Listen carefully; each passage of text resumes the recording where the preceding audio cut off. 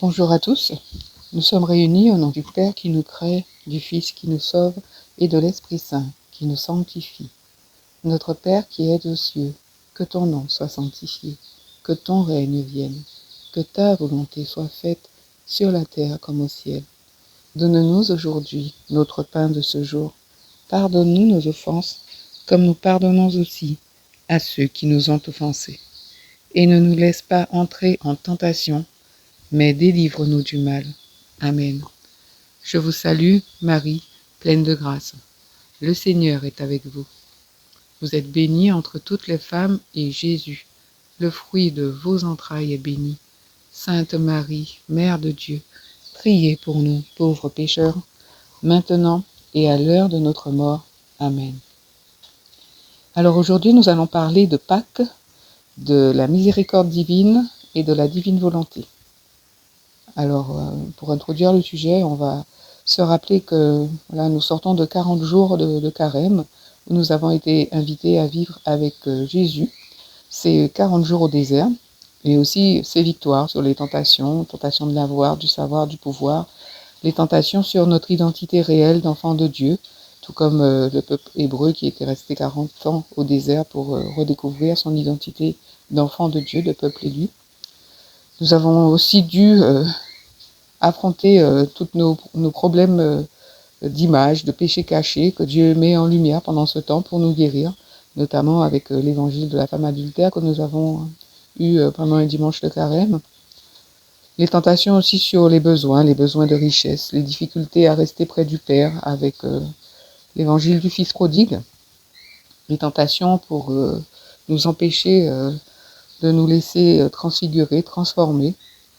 Et là, nous rentrons dans la Semaine Sainte avec le Christ pour vivre cette dernière ligne droite vers l'accomplissement de la parole de victoire de Dieu.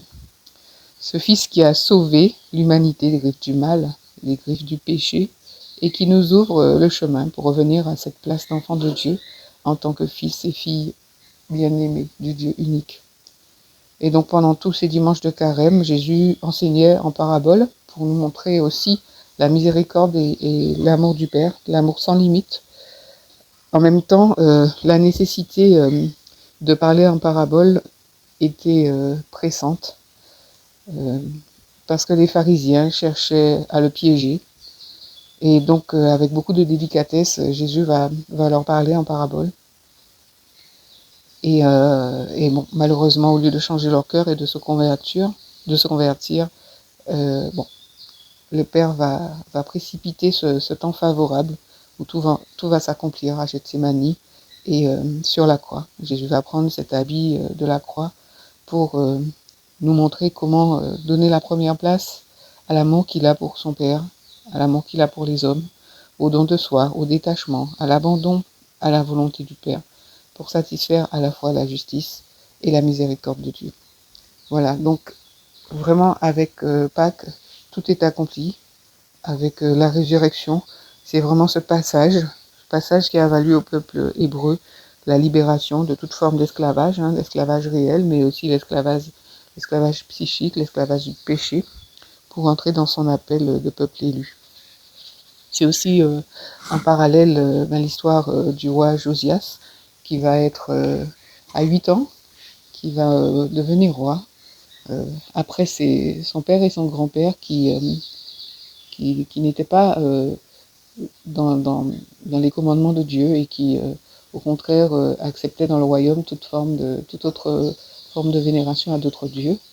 Et le roi Osias, il va révolutionner un petit peu la pratique religieuse dans son royaume, et il va instaurer aussi l'obligation de célébrer les grandes fêtes juives, notamment Pâques. Donc nous devons à Moïse, à Josias, à toutes ces personnes, cette belle fête de Pâques. C'est aussi ce même roi Josias qui va déchirer ses vêtements pour plaire au Seigneur, pour montrer que vraiment il faut tout offrir à Dieu pour ne pas le déplaire, pour au contraire vivre dans sa volonté et déchirer notre cœur, déchirer tout ce qui n'est pas bon aux yeux de Dieu pour pouvoir lui plaire. Alors pour ça, on va s'appuyer sur 2 textes de l'Évangile et de textes du livre du ciel. Donc, dans Romains 12, 1 à 2, je vous invite donc, frères, à cause de cette immense bonté de Dieu, à lui offrir votre corps comme un sacrifice vivant, saint et qui plaise à Dieu. Ce sera de votre part un culte spirituel. Ne vous laissez pas modeler par le monde actuel, mais laissez-vous transformer par le renouvellement de votre pensée pour pouvoir discerner la volonté de Dieu, ce qui est bon, ce qui lui plaît, ce qui est parfait. Un autre texte, dans Michée 7, 18, « Quel Dieu est semblable à toi? Tu pardonnes la faute, tu oublies la révolte du reste de ton héritage.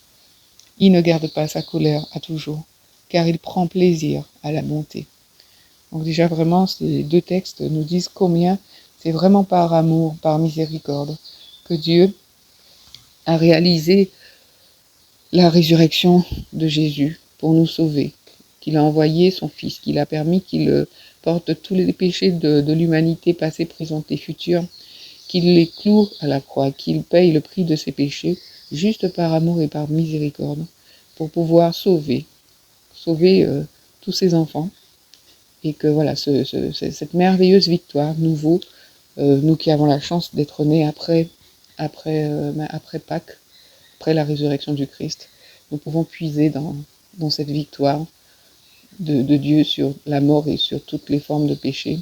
Nous pouvons puiser notre force. Dans le tome 12 du 14 août 1917, « Ma fille, sur la terre, je n'ai fait que me livrer à la volonté du Père. Ainsi je pensais avec l'esprit du Père. Si je parlais avec la bouche du Père. Si je travaillais avec les mains du Père. Même ma respiration se faisait en lui. Tout ce que je faisais était selon ce qu'il voulait. De telle sorte que je peux dire que toute ma vie se déroulait en lui.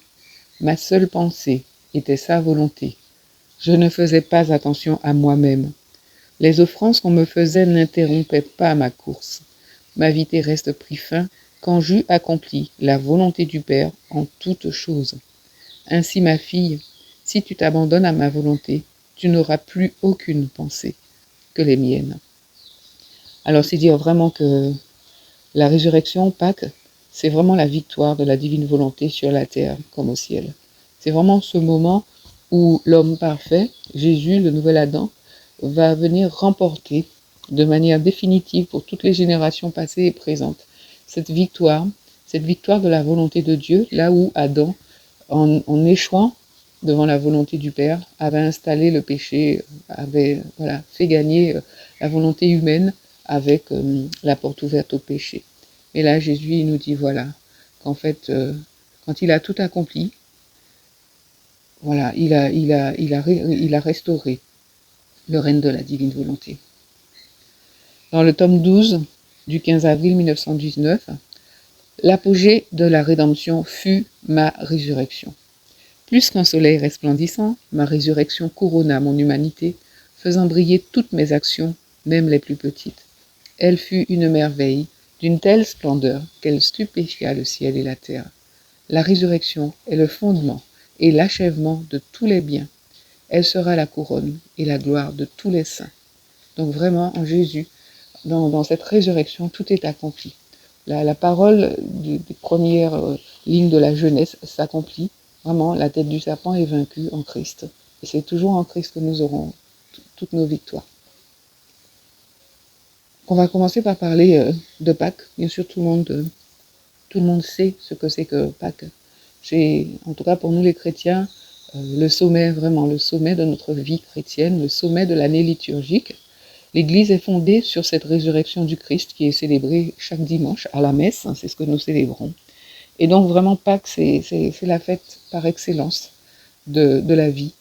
Pâques, c'est donc vraiment la fête de la vie, la fête de la victoire de la vie en Christ sur toutes les formes de mort et de péché. Donc cette fête, elle est préparée par les 40 jours au désert et de manière encore plus intense lors du Triduum pascal, qui va commémorer des temps forts, qui sont aussi des temps au centre de la divine volonté. Il n'y a vraiment jamais d'opposition entre la divine volonté et l'Église et la liturgie. puisque on voit bien que nous allons fêter le jeudi saint de l'institution de l'Eucharistie, avec la mise en lumière de la Sainte Communion. On voit que Luisa ne vivait que de cette Sainte Communion. C'est cette Sainte Communion qui la sortait de son état de prostration. Donc c'est vraiment une des personnes qui met le plus en valeur, en exergue, l'importance de cette communion pour nourrir l'âme, pour nourrir le corps et pour faire vivre. Ensuite, le vendredi, on va célébrer la Passion de notre Seigneur Jésus-Christ. C'est aussi le centre de toute l'œuvre de Luisa, puisque avec les 24 heures de la Passion, elle nous permet de rentrer dans les détails intimes, infimes de cette Passion et toute sa portée pour réparer pour tous les péchés, pour chaque péché. Et enfin, le samedi saint, on va fêter, ce sera d'abord le jour du grand silence, le samedi saint, et le soir, on va célébrer par le renouvellement du baptême le passage de la mort à la vie, après avoir bien médité sur le mystère de la mise au tombeau. Mais voilà, ce sera la nuit du passage, la nuit de ce moment où la vie va reprendre après les ténèbres. Donc on a ce passage du tome 15 du 23 mars 1923, où on voit que pendant tous ces moments, Jésus et Marie sont vraiment toujours unis. Ils sont unis dans la douleur pendant ce tridium pascal. Marie sera là à chaque moment. Ils sont chacun roi et reine des douleurs. Donc dans ce passage du tome 15 du 23 mars 1923, il est dit, Jésus dit, « Je suis le roi des douleurs. Étant à la fois homme et Dieu, je devais tout centrer en moi, afin d'avoir la primauté sur toute chose, même sur les souffrances. Les souffrances de ma mère étaient les réverbérations des miennes. C'est ainsi qu'elle est la mère des douleurs. Les souffrances et le cœur transpercé de Jésus étaient réfléchis dans le cœur de la reine des douleurs. » Donc on voit bien que Lisa nous donne le livre des 31 jours avec Marie, la reine du ciel, pour nous montrer que Marie n'est pas loin, elle n'est pas hors de cet événement fondateur, au contraire. Quand Jésus est le roi des douleurs, Marie aussi, elle est la reine des douleurs. Et dans le tome 21 du 16 avril 1927, en parlant de Marie, il dira « Celle qui possède ma volonté ne peut manquer ni de force, ni de puissance, ni de joie. Tout est à sa disposition. » Donc c'est vraiment pour dire que Marie a été vraiment investie des mêmes de la force de Dieu, voilà, tout ce qu'il fallait pour pouvoir supporter cette douleur. Mais cette douleur était bien réelle. Alors on va donc parler de l'institution de l'Eucharistie, de ce qui se vit à ce moment-là, avec ces paroles extraordinaires que nous reprenons à la messe. Prenez et mangez, ceci est mon corps, prenez et buvez, ceci est mon sang livré et versé pour vous. Donc le jeudi saint, on voit que l'homme va pouvoir incorporer Dieu. Jésus invite les apôtres à le manger.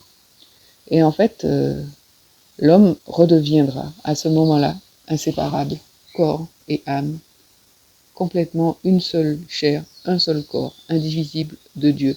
C'est une grâce immense qui nous est faite avec l'institution de l'Eucharistie.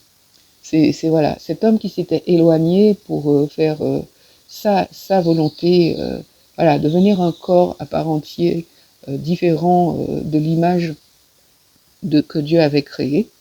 Et bien avec l'Eucharistie, lorsque Jésus dit « Prenez et mangez mon corps et buvez mon sang », ben, il nous permet de redevenir un seul corps, une seule chair avec lui. Nous faisons déjà partie de Dieu. Il incorpore déjà Dieu dans sa chair, puisque nous sommes chacun créés avec le souffle du Père. Hein. Mais avec l'institution de l'Eucharistie, vraiment, là, le Seigneur nous invite à choisir cette unité dans la chair. Et donc, c'est un cadeau immense qui nous est fait. Donc, le jeudi saint aussi, il faut se rappeler les jours de la Genèse et comment les choses se sont faites. Parce qu'il faut se rappeler que le jeudi saint, après avoir fait la Sainte Seine, Jésus est dans un jardin. Et tout se passe dans un jardin. Ce même jardin qui, dans la Genèse, ce même jardin où l'adversaire Satan, sous forme du serpent, avait été visité. Adam avait été visité Ève d'abord pour pouvoir le pousser à manger du fruit de l'arbre de la connaissance et donc à pécher. Et là, le jeudi saint, Jésus se rend dans un jardin. Le jardin d'Éden qui était créé pour l'homme. Satan avait fait sortir l'homme de ce jardin en le faisant exercer donc sa propre volonté. Et dans ce jardin, l'homme Dieu, Jésus, va subir le même test ultime. Jésus est tenté par le désespoir. On voit vraiment que le jeudi saint, Jésus va suer des sueurs de sang, tellement l'angoisse est grande. Mais notre Sauveur va résister et va vraiment nous donner cette parole en disant « Père, non pas ma volonté, mais la tienne ». C'est cette parole qui va définitivement anéantir la tentation de l'angoisse. Jésus qui est l'arbre de vie, il revient, il devient lui-même dans notre jardin, cet arbre de vie qui gagne la victoire. Il reprend cette place en fait. On peut faire tout un enseignement sur l'angoisse. Parce qu'à partir de cet instant où Jésus va vaincre l'angoisse et va continuer sa mission, va donner toute la place à la volonté de Dieu, en disant non pas ma volonté mais la tienne. À partir de cet instant, il y a vraiment la victoire de la divine volonté sur la volonté propre. L'homme va redevenir capable de choisir l'arbre de vie, plutôt que l'arbre de la connaissance du bien et du mal, comme l'avait choisi Adam. Et donc c'est en choisissant de s'accrocher à Jésus, qui est cet arbre de vie, que nous pourrons nous aussi être les vrais enfants de Dieu, et ne plus être sous la domination de notre volonté propre, comme Adam l'avait fait, et avait péché. Donc l'homme Jésus, il va vraiment gagner par l'exercice de sa volonté humaine, il va vraiment gagner le combat qui avait été perdu par Adam au jardin d'Éden, là au jardin des Oliviers, au jardin à Gethsémani, Jésus, en faisant gagner la volonté de Dieu, il gagne le combat. Donc c'est vraiment un lieu de guérison, ce qui se passe le jeudi saint, de guérison de l'angoisse, de guérison de l'anxiété et du stress. Alors l'angoisse, c'est une émotion, c'est quelque chose de très particulier, c'est quelque chose qui est basé sur la peur, et face à un danger, nous avons complètement transformé ce mot peur, puisque c'est une émotion normale, naturelle, qui est ressentie face à un danger réel. Les animaux ont peur lorsqu'ils sont face à un prédateur, parce que sans cette peur, ils ne pourraient pas s'enfuir. Et donc face à la peur, on peut avoir plusieurs attitudes, partir, s'enfuir, rester, se faire attraper, ou alors avoir des postures de dissuasion, de menaces et autres. Et on verra que Jésus, il a choisi de rester. Il a choisi de rester face à une situation de danger réel, puisqu'il savait qu'on allait venir le chercher pour le crucifier et pour lui faire vivre toutes les atrocités. Donc, il venait de l'annoncer, il venait de laver les pieds de ses apôtres, il venait de donner tout l'amour, de s'abaisser pour montrer tout l'amour qu'il pouvait avoir pour chacun des hommes, notamment pour Judas, puisqu'il a aussi lavé les pieds de Judas, pour vraiment les appeler chacun à se fortifier, à ne pas dormir, à rester éveillé pour pouvoir résister à la tentation de vouloir fuir face à la peur. Malheureusement, les disciples ont eu très peur et ont fui, eux, du coup. Pendant la passion, pendant tout le trajet du portement de la croix, ils ont tous fui, sauf Jean et Marie et quelques-uns. Donc c'est vraiment pour dire que cette peur, elle peut nous faire nous détourner complètement de la volonté de Dieu. Alors Jésus, lui, il était face à une peur réelle. Ses émotions étaient en adéquation avec une réalité. Il allait vraiment se faire crucifier sur la croix. Et il savait depuis longtemps que les pharisiens cherchaient à le tuer. Donc cette peur, elle était vraiment justifiée. Et elle a été tellement forte, tellement intense, cette angoisse, qu'il en a sué des sueurs de sang. C'est vraiment pour dire comment Jésus, pendant cette nuit à Gethsémani, il a porté toutes les peurs. Il a vraiment eu une espèce de condensé de toutes les peurs qui peuvent exister sur la terre et qui représentent tous les dangers de vie et de mort. Bon, maintenant, ça nous permet aussi c'est un lieu de guérison, ce qui se passe à Gethsémani, puisque ça nous permet de comprendre que nous, nous ne sommes pas vraiment en danger de mort, mais que nous avons une multitude de peurs qui sont basées sur un imaginaire débordant, sur une anticipation de dangers, qui soient réels ou pas, mais en tout cas qui ne vont pas nous conduire à la mort, mais notre psychisme, notre cerveau va faire des espèces d'associations d'idées qui vont créer des peurs psychiques, puisque ce ne sont que des idées, et qui vont nous plonger dans des états avec des sécrétions d'hormones de peur, comme si les choses étaient réelles, comme si le danger de mort était imminent. Donc c'est un peu là où chacun, tous ceux qui sont en tout cas sujets à l'angoisse, peuvent trouver leur guérison, avec cette différence entre quel est le réel danger face à ceux qui m'effraient. Est-ce que c'est un danger de mort ou est-ce que c'est juste mon imagination qui va faire des associations, des interprétations, des analyses et qui va me mettre en situation de peur, comme si j'allais mourir. Alors Jésus, il vient justement au jardin de Gethsémani pour nous guérir de ces peurs et pour nous dire que voilà, même la peur de mourir, il l'a dépassée, il a accepté la volonté de Dieu. Et surtout, il n'est pas resté à Gethsémani, il n'est pas resté dans cette peur, il n'est pas resté, voilà, il a continué, il a accepté de continuer son chemin à la croix, quel que soit. Alors encore plus nous, qui sommes face à des peurs imaginaires, on va dire, nous devons continuer et ne pas rester dans nos peurs. Donc c'est vraiment ce lieu où Jésus va nous montrer comment mourir à nous-mêmes, comment nourrir à nos perceptions, à nos rêves, comment faire gagner la volonté de Dieu sur nos vies par rapport à nos conceptions qui, quelquefois, nous plongent dans des angoisses, dans des peurs, dans du stress, dans des anticipations d'échecs, de dangers, de chaos, qui finalement ne sont pas la réalité. Donc, cette nuit du jeudi saint, que voilà, nous pouvons beaucoup prier les 24 heures, puisque pendant cette nuit, c'est là où Jésus a réparé et a gagné la victoire sur nos peurs psychiques. Ensuite, nous avons le vendredi saint. Le vendredi saint où le corps de Jésus va mourir. Alors, le jeudi saint, la mort, elle était au niveau psychique, au niveau des angoisses, voilà. Et puis le vendredi, le corps du Fils parfait est détruit.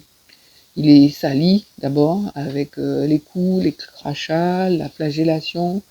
Le corps de l'homme est défiguré. Le corps est même vidé de son sang. Et en fait, il fallait que ce corps meure pour pouvoir être recréé à l'image de Dieu au 6e jour. Pour ça, il faut se rappeler la création dans la Genèse. Dieu va créer le monde en 6 jours. Le premier jour, ce sera la création de la lumière. Le deuxième jour, le firmament, donc la voûte céleste et tout ce qui est attaché. Le troisième jour, la terre avec les végétaux. Le quatrième jour, le soleil et la lune. Le cinquième jour, les oiseaux et les animaux. Et le 6e jour, les animaux domestiques, les reptiles et l'homme. Donc voilà, tout ça, c'est créé le 6e jour. Tout est créé, l'homme, les animaux domestiques. Donc, on a vu que le jeudi saint se passait quelque chose dans un jardin. À ce moment où, voilà, la végétation, la création était recréée avec l'arbre de vie, Jésus, qui allait être choisi. Jésus va choisir la volonté du Père. Là où Adam, dans un autre jardin à Éden, avait choisi la volonté des hommes. Là, le vendredi saint, on est au 6e jour où l'homme est créé. L'homme est créé, l'homme va donc devoir être recréé. Et pendant ce 6e jour, hein, c'est pour ça que le samedi saint, il y aura des choses très très importantes qui vont se faire. Donc le vendredi saint, le jour qui précède, l'homme doit mourir. Le corps de l'homme, depuis Adam, doit mourir pour être recréé à l'image de Dieu. Il doit être vidé de son sang, il doit être à sa vraie image, sali, défiguré, comme l'homme rempli de péché qui existe depuis Adam. Et bien, il fallait que ce corps-là soit détruit pour être recréé. Donc le vendredi saint, on a encore un autre symbole fort, qui est ce côté ouvert de Jésus par la lance du soldat. Donc on sait que le côté d'Adam a été ouvert pour donner naissance à Ève. Et Adam est endormi dans le paradis pour que ça se fasse. Donc, depuis le péché, Adam est toujours endormi au limbe. Et en fait, avec cette lance du soldat qui va percer le côté de Jésus, on verra que le samedi saint, Adam va être rappelé à la vie divine. Le samedi saint, on va en parler tout à l'heure, c'est le moment où tous ceux qui étaient prisonniers au limbe vont ressusciter. Le vendredi saint, lorsque le côté de Jésus est ouvert, cela va donner naissance à vraiment la nouvelle Ève qui va devenir la mère des hommes. C'est vraiment juste avant. Jésus va dire à Marie, voici ton fils, et à Jean, voici ta mère. Et donc après le côté ouvert, parce que voilà, de ce côté, on sait que Marie va recueillir l'eau et le sang de son fils. La nouvelle Ève, Marie, va être donnée aux hommes comme la mère des hommes, la mère parfaite. Donc à la croix, hein, le côté de Jésus est vraiment ouvert pour donner la vie de son sang à tout homme. C'est un moment très très fort, puisque Marie, elle est là, elle est au pied de la croix, et avec ce sang d'ailleurs qui va convertir l'engin, et c'est là que toutes les personnes qui peuvent être dans la perversion, qui peuvent être dans, voilà, faire du mal, faire souffrir juste pour faire souffrir en fait, hein. C'est ce moment où il y a la libération de tous les pervers, hein, de tous ceux qui font du mal, et en même temps, cette création de la nouvelle Ève qui devient vraiment la mère des hommes, Marie, à ce moment-là, à partir de ce côté ouvert, de la même manière que Ève est sortie du côté d'Adam pour être la mère des hommes. Marie devient aussi la mère des hommes en sortant, voilà, par ces paroles qu'il avait données juste avant, en sortant de ce côté pour être la mère de Jean et la mère de tous tous ceux qui suivent le Christ et de tous les hommes d'ailleurs. Donc la croix devient finalement, alors que nous le voyons comme un symbole de souffrance, de la souffrance des hommes, la croix peut aussi être vraiment ce symbole de miséricorde, ce symbole d'amour. C'est l'arme de la victoire, c'est le moyen qui a permis à Dieu de nous faire passer entre du royaume des morts au royaume des vivants. Et en fait, par la croix, on fait le chemin inverse. On passe du royaume des vivants, mais des vivants dans le péché, au royaume de la mort, pour mourir au péché, et puis après, pour ressusciter avec le Christ à la vraie vie. La croix nous fait passer de la mort à la vie. C'est un puissant outil de libération, hein, de libération des grands captifs qui étaient endormis. Et donc, on voit ça avec l'engin qui va se convertir. Et donc, il y a une autorité dans cette souffrance et dans ce sang du Christ, puisque on verra que dès le lendemain, les morts vont s'éveiller et vont être libérés de la souffrance des limbes.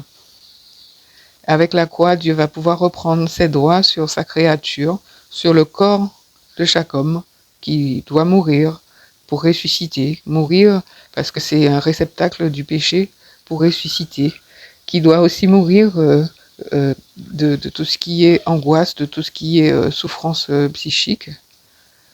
Voilà, de toutes les œuvres de Satan. Tout ça, ça va être cloué à la croix, puisque ça va être suivi très vite de la résurrection. À la croix, vraiment, tout est accompli. La justice de Dieu est payée puisque Jésus va prendre le poids de tous ses péchés et va montrer au Père que jusqu'au bout, il continue à faire sa volonté. Il continue à satisfaire le besoin du Père d'être miséricordieux. Le fardeau est donc payé, tout peut donc être recréé. La grande miséricorde de Dieu va pouvoir libérer les captifs de la mort. Donc, on voit que l'Église est très cohérente, puisque le dimanche de la miséricorde va succéder au dimanche de Pâques, et Dieu va révéler en même temps que cette miséricorde du Père, il va en même temps révéler le don de la divine volonté, puisque Sainte Faustine et Luisa vont vivre à peu près dans les mêmes périodes. Sainte Faustine, elle va vivre en Pologne de 1905 à 1938, juste avant la Deuxième Guerre, et Luisa de 1865 à 1947. Donc en fait, voilà, tout est révélé en même temps, cet amour miséricordieux et indestructible du Père, et en même temps le règne de la divine volonté à travers les écrits de Luisa qui nous ouvrent le chemin. Donc maintenant, on va aborder ce grand samedi saint sur lequel on a un petit peu tendance à passer. Alors, qu'est-ce qui se passe le samedi saint ? On peut s'appuyer sur le texte d'Épiphane de Salamine, qui a vécu à Chypre au IVe siècle. C'est un juif qui va écrire un magnifique texte qui s'appelle « Éveille-toi, ô toi qui dors ». Donc, le samedi saint, on est au 6e jour de la création. Rappelez-vous, le 6e jour de la création, c'est la création des animaux domestiques et de l'homme. Donc, Dieu créa l'homme le 6e jour. Il était donc normal que Dieu vienne recréer l'homme ce 6e jour. Le corps de l'homme était mort en Jésus, avec tous ses péchés, toutes ses imperfections. Et donc le samedi saint, tandis que la terre dort, le purgatoire, les limbes se réveillent.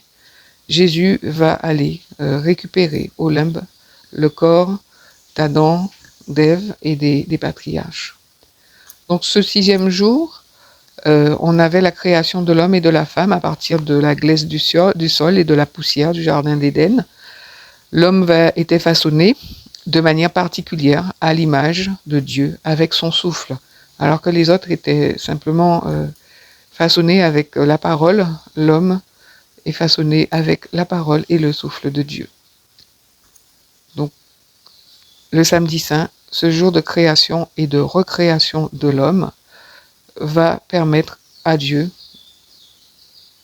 de faire en sorte que Jésus va ressusciter dans la nuit du samedi saint au dimanche, le jour du sabbat où Dieu a voulu se reposer. Donc au 5e jour, on l'a vu tout à l'heure, le vendredi saint, Dieu meurt dans la chair à travers Jésus, et on a plein de manifestations de la création, puisque la création voit son créateur, voit le Fils, voit Dieu mourir, la terre va trembler, le rideau du temple va se déchirer, il y aura la nuit alors qu'il est 3h de l'après-midi, et ensuite tout s'apaise. Et on arrive au samedi saint. Le samedi saint qui est le jour du silence. Et c'est dans ce silence que la création de l'homme nouveau va se faire, que la résurrection va se préparer. Et parallèlement, dans le séjour des morts, ceux qui dormaient sont réveillés. On voit que le samedi saint, les tombeaux sont ouverts. On voit des patriarches se promener. Ils sont libérés. Les captifs sont libérés de la mort. Le samedi saint, Jésus va aller chercher Adam et Ève et d'autres qui sont au limbe, au purgatoire, depuis très longtemps, à cause du péché originaire. Et Jésus va les libérer et va les ramener auprès du Père. C'est donc un jour de grande victoire au ciel et sur la terre. On fait l'expérience de l'absence de Dieu. C'est encore un jour où, pour nous les hommes qui ne comprenons pas, qui ne savons pas, l'angoisse est encore là, cette fameuse angoisse. Jésus est mort, on le sait, Jésus est enseveli, il ne se passe plus rien. Comme si la mort avait vaincu. Et d'ailleurs, on voit que les disciples sont désemparés. Ils vont aller vite tous au cénacle. C'est vraiment le samedi saint pour nous, le jour du silence, le jour d'absence et de néant. Et c'est très important de marquer ce silence, puisqu'effectivement, c'est dans le silence que la création va renaître, que la joie, la vie va renaître. La création s'est tue après avoir manifesté puissamment qu'il se passait quelque chose de grave sur cette terre. Donc il y a eu des tremblements de terre, il y a eu les ténèbres. Donc la création va se taire. La création va se taire parce qu'il faut vraiment creuser ce désir de Dieu. Il faut vraiment attendre la résurrection.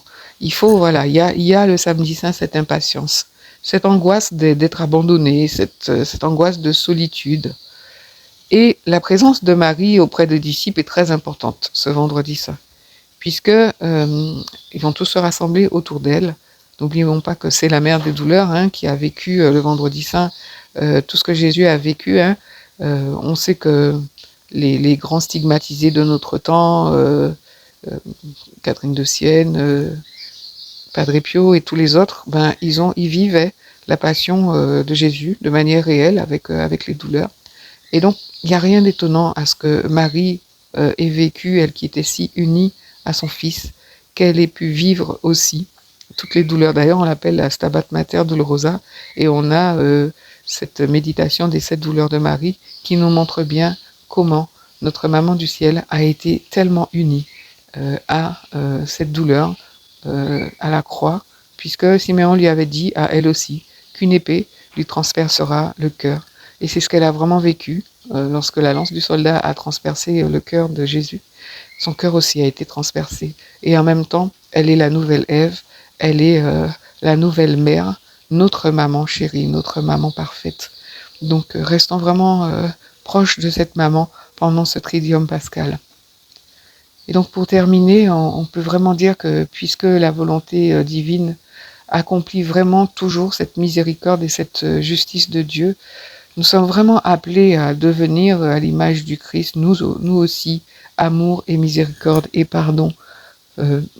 Que cette Pâque soit vraiment le renouvellement en nous de la divine volonté, le renouvellement en nous de la miséricorde de Dieu. Et on va rester sur Michée 7, 18. Quel Dieu est semblable à toi? Tu pardonnes la faute, tu oublies la révolte du reste de ton héritage. Il ne garde pas sa colère à toujours, car il prend plaisir à la bonté. Et Jean 14, 20 nous dit, ce jour-là, vous connaîtrez que je suis en mon Père, et vous en moi, et moi en vous.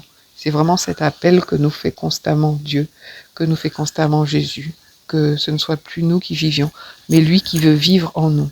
Et pour ce faire, nous devons, comme lui, toujours dire oui à la divine volonté, toujours vivre dans la divine volonté. C'est le seul moyen d'être le fils que Dieu attend, de revenir à cette place. Le tome 25 du 31 mars 1929 nous disait « Si l'âme décide de toujours faire ma divine volonté et de vivre en elle, elle changera sa destinée. » Alors, nous aussi, nous devons accueillir ce désir d'unité de Dieu, cette substitution divine de Jésus à la croix dans notre humanité.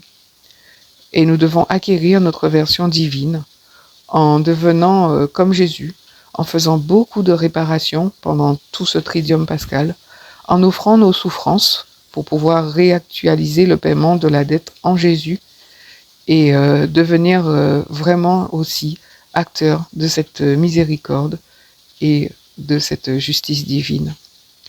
Prenons vraiment conscience que toute chose faite dans la divine volonté devient l'action même de Jésus et a donc la primauté sur tout.